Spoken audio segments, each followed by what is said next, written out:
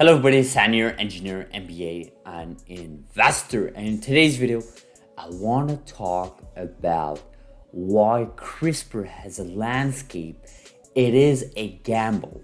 It is a gamble for investors. It is a gamble for shareholders. I want to talk about this concept here in this video and sort of extrapolate that with broader concepts that I strongly believe will have a good set of lessons here for us all watching these videos and following this space closely. So of course, CRISPR, the technology, it is a technology.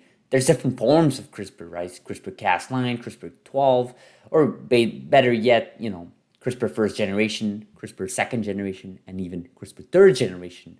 Of course, the first generation includes companies like CRISPR Therapeutics. Second generation includes companies like Beam Therapeutics. And third generation includes private companies like Mammoth Biosciences and Prime Medicine. Now, of course, when we talk about this concept of CRISPR, it is not a proven technology. When I mean a proven technology, I mean the internet is a proven technology, right? TCP/IP protocol is a proven technology because this technology is based on many businesses. Literally, there are people making living out of the TCP/IP protocol, right, on the internet. Same thing for fintech, right? You talk about, money transfer and so on. This is a proven technology. Credit cards, the whole basis of that is a business model that is deployed by many companies in a lot of regions around the world, and they're making continuous revenues and sort of are able to yield rewards from it, right? Now, extrapolate that into CRISPR, right? CRISPR, it is not a proven technology, right? There is no FDA-approved drug.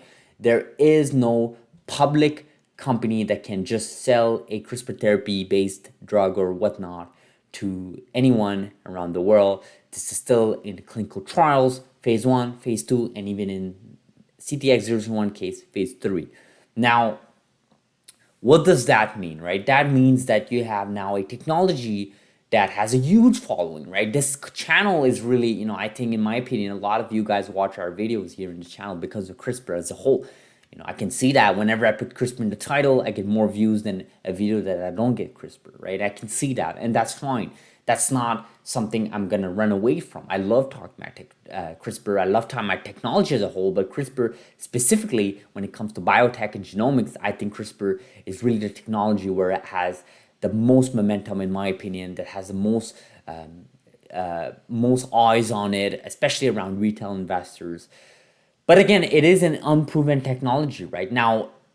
That's subjective, right? Because in the clinical trials that we have ongoing, in research papers, in preclinical trials, like on mice, on animals, on non-human primates, we know we're getting proven data, right? We're getting good data, whether that's first generation of CRISPR, whether that's second generation of CRISPR, or even third generation of CRISPR. We're getting good data. Now, obviously, there's the nuances, double-stranded break versus single-stranded break.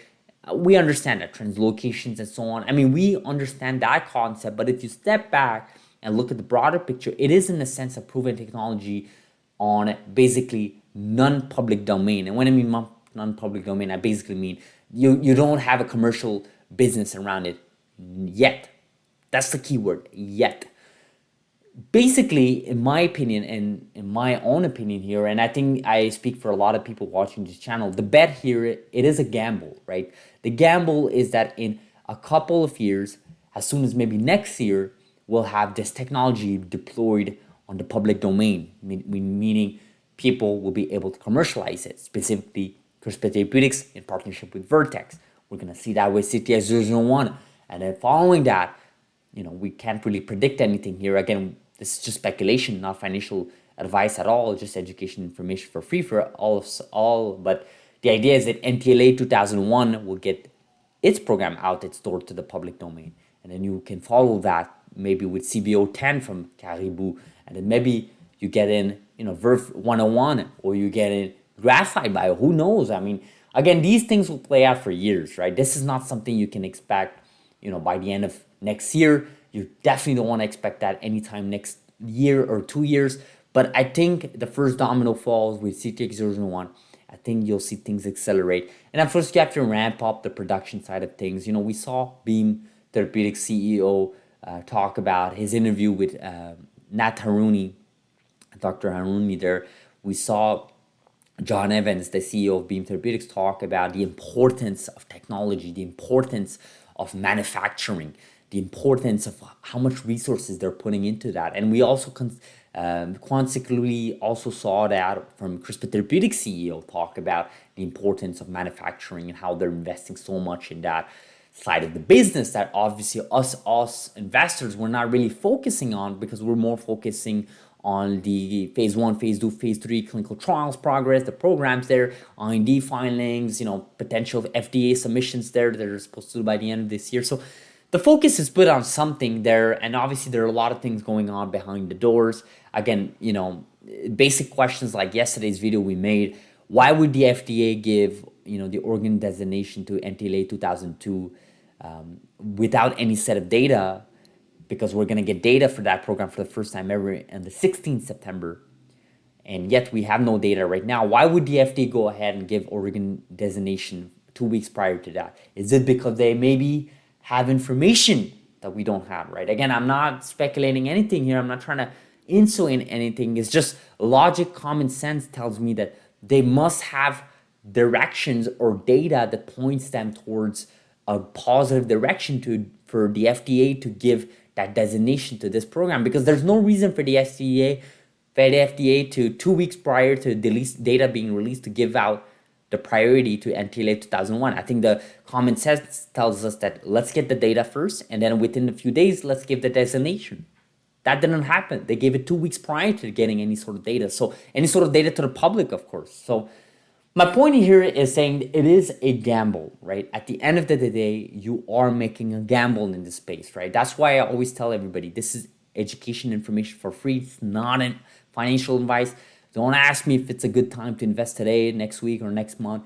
No one knows. And if someone tells you they know, I would advise you strongly to run away from that person, because they are in a position to take advantage of you or someone else by giving those types of advice.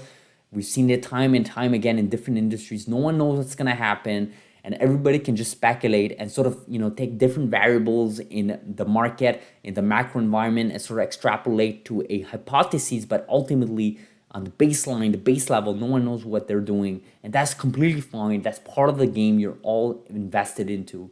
But again, you are gambling into it, but it is a calculated gamble. It is a calculated risk that you've total. At least that's what I've done, and I know a lot of people have done here.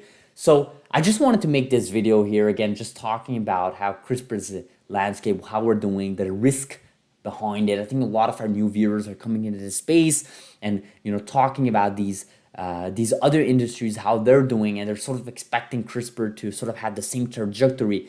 My answer to that is it may or it may not, right? Let's keep things under the loop. Let's keep following how the FDA behaves with Beam 201, for example.